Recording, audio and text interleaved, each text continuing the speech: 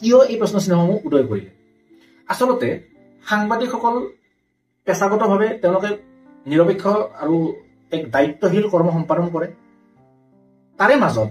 বিশেষকৈ ডিজিটেল মাধ্যমত আজিকালি সামাজিক মাধ্যমত বিভিন্ন ধৰণৰ পোৰ্টেল চেনেল আমি দেখিবলৈ পাওঁ তেনেকুৱা ধৰণৰ বিভিন্ন পোৰ্টেল চেনেলত একাংশ এনেকুৱা সাংবাদিক ওলাইছে বা এনেকুৱা সাংবাদিকৰ জন্ম হৈছে যিসমূহ সাংবাদিকে নিজক সাংবাদিক বুলি পৰিচয় দিয়ে কিন্তু তেওঁলোকৰ কোনো শিক্ষাগত অৰ্হতা বা সাংবাদিকতা কৰিব পৰা তেওঁলোকৰ কোনো অৰ্হতা নাথাকে কেৱল তেওঁলোকে নিজৰ নামৰ এটা পোৰ্টেল চেনেল খুলি দিয়ে আৰু সেই পোৰ্টেল চেনেলটো খুলি লৈ সেই পোৰ্টেল চেনেলটোৰ সাংবাদিক বুলি বা সম্পাদক বুলি তেনেকুৱা ধৰণৰ পদবী তেওঁলোকে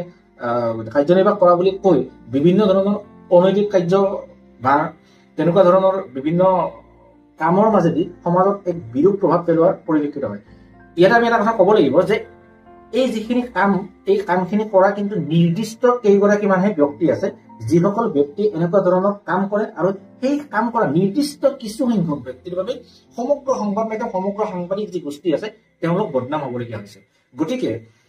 তেনেকুৱা যি ব্যক্তি আছে তেনেকুৱা যি লোক আছে কেৱল নিজৰ ব্যক্তিস্বাৰ্থ সিদ্ধিৰ বাবে সাংবাদিকতাৰ নিচিনা এটা পবিত্ৰ পেছাক তেওঁলোক অপমানিত কৰিছে সংবাদ মাধ্যমৰ নিচিনা এটা গণতন্ত্ৰৰ চতুৰ্থ স্তম্ভ অপমানিত কৰিছে তেনেকুৱা ব্যক্তিসকলক কিন্তু আচলতে আমি চিনাক্ত কৰিব লাগে আমি চিনাক্ত কৰাৰ উপৰিও যিসকলে প্ৰকৃততে নিৰপেক্ষভাৱে দায়িত্বশীলভাৱে সাংবাদিকতা কৰি আছে তেওঁলোকে সেই ব্যক্তিসকলক চিনাক্ত কৰি ৰাইজৰ আগত পৰিচয় কৰাই দিব লাগে কাৰণ যদি তেনেকুৱা কৰা নহয় তেনেহলে ৰাইজৰ মাজত কিন্তু এটা বেয়া বাৰ্তা যায় যি বাৰ্তাই দায়িত্বশীল সাংবাদিকসকলক দায়িত্বশীল সংবাদ গোষ্ঠীসকলক অপমানিত কৰে